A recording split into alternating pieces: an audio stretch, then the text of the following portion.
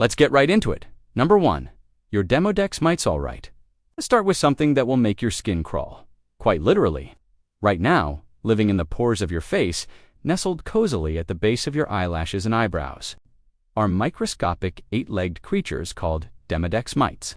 They are arachnids, distant cousins to spiders and ticks, and they are permanent residents on your body. You can't see them, you can't feel them, but they are there, munching on your dead skin cells and face oils.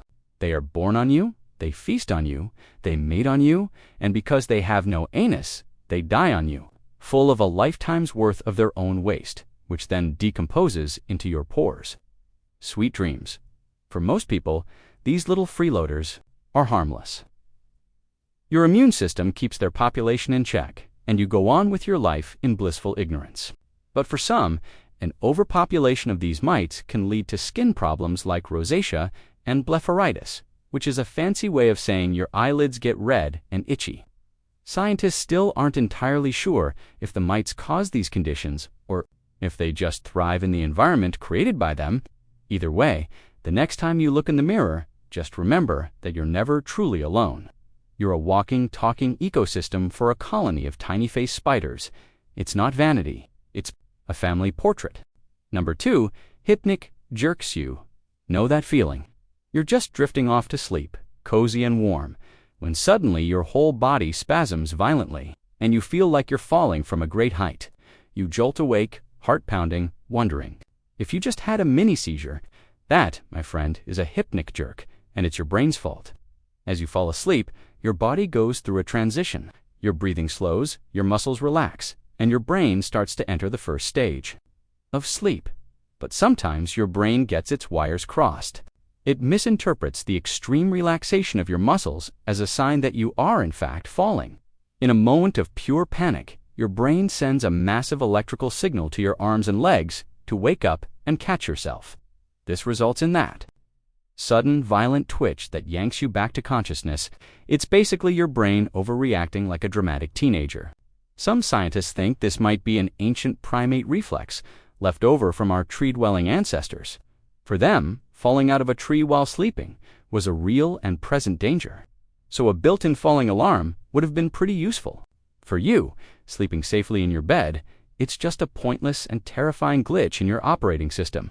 Your brain is still stuck in monkey mode, and you're the one who has to deal with the random full-body panic attacks in the middle of the night. Number 3. Your brain eats itself. Your brain, that 3-pound lump of wrinkled jelly in your skull, is a meticulous housekeeper. It's constantly cleaning, pruning, and optimizing itself to keep you functioning. But sometimes its methods are a little extreme. When you're sleep deprived, your brain literally starts to eat itself. It's a process called phagocytosis, which is Greek for to devour.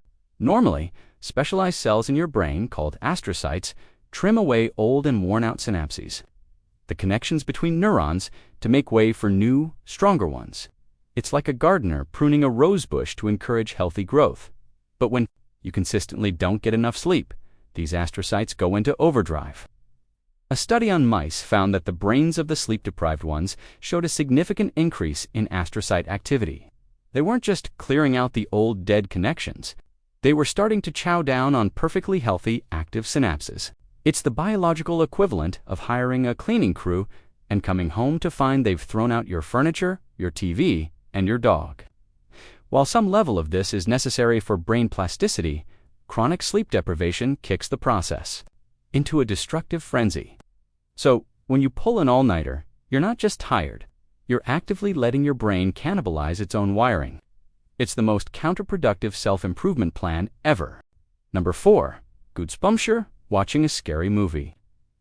Or maybe you're just a little cold, and suddenly, the hairs on your arms stand on end, and your skin looks like a plucked chicken. Goosebumps.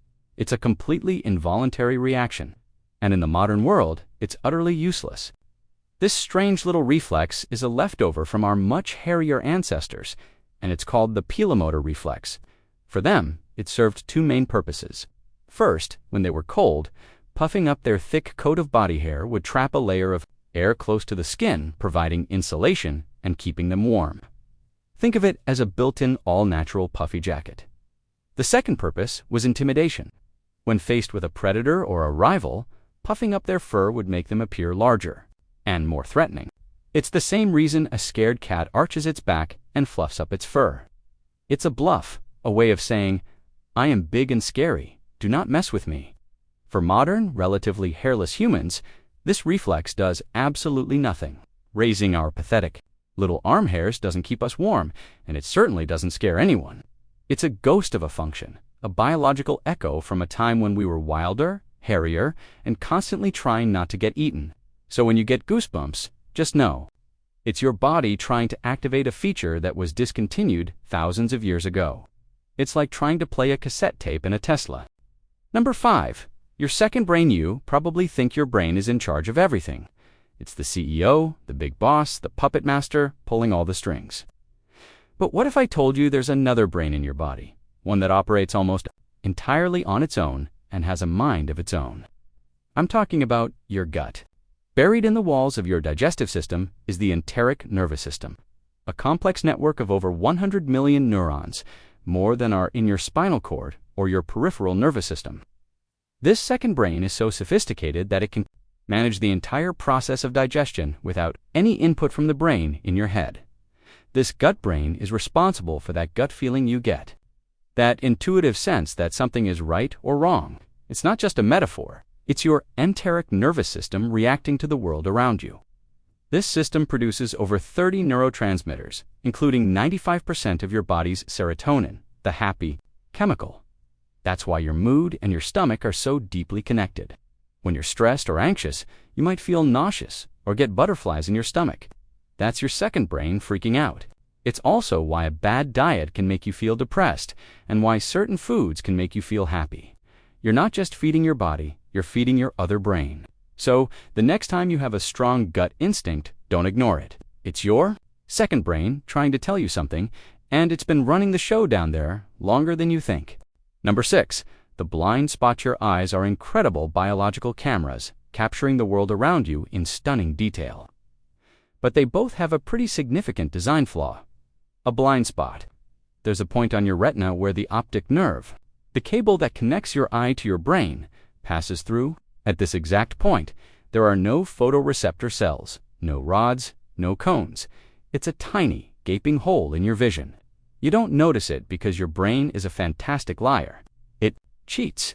It takes the information from the surrounding area and just fills in the gap with its best guess. It's like a sloppy Photoshop job that you're looking at 24/7. Your brain is constantly creating a seamless, uninterrupted picture of reality by patching over this hole in your vision. It's a continuous, effortless act of fabrication. You can find your blind spot pretty easily. Close one eye, stare at a fixed point, and hold up a finger in your peripheral vision. As you move your finger around, you'll find a spot where the tip of it just vanishes, swallowed by the void.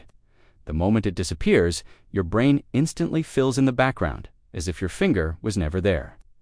It's a little unsettling to realize that a part of your perception of the world is a complete confabulation, a visual lie your brain tells you every second of every day just to keep up appearances.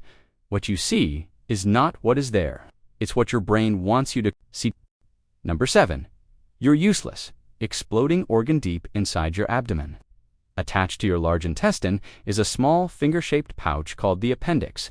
For centuries, we thought it was completely useless, a vestigial organ left over from some distant leaf-eating ancestor. It just sits there, doing nothing, like an unemployed roommate who doesn't pay rent. But this quiet little freeloader has a dark side. It can, at any moment, become inflamed, swell up like a balloon, and rupture, spilling toxic contents all over your insides. This is appendicitis, and if it's not treated, it can be fatal. Body contains a tiny biological time bomb, and you have no idea when or if it will go off. For years, the appendix was the poster child for useless body parts.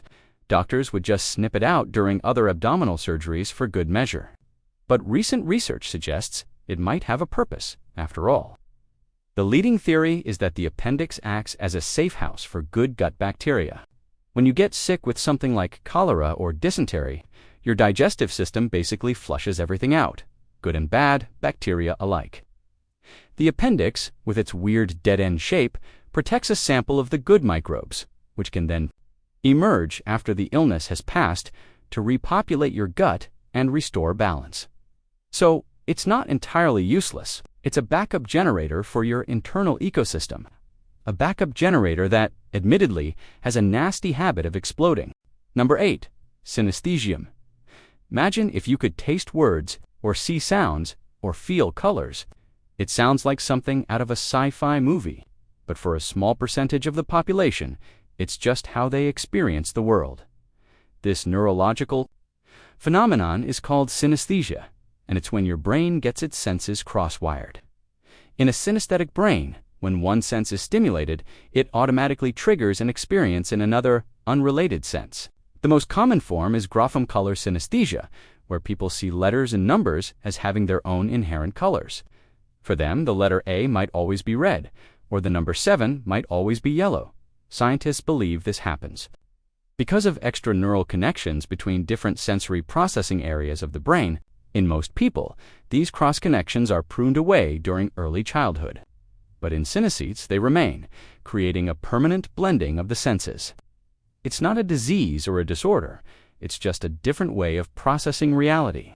There are dozens of types of synesthesia, some incredibly rare. Some people hear a sound and feel a physical touch on their skin, others can taste shapes. It's a bizarre and fascinating glitch in our sensory wiring, a reminder that our perception of reality is not as uniform as we think. Your brain is just following the standard instructions, but for some people, the instructions came with a few extra, very weird, and very colorful footnotes. That's all for today. I'll be making similar videos in the future. Subscribe to see them.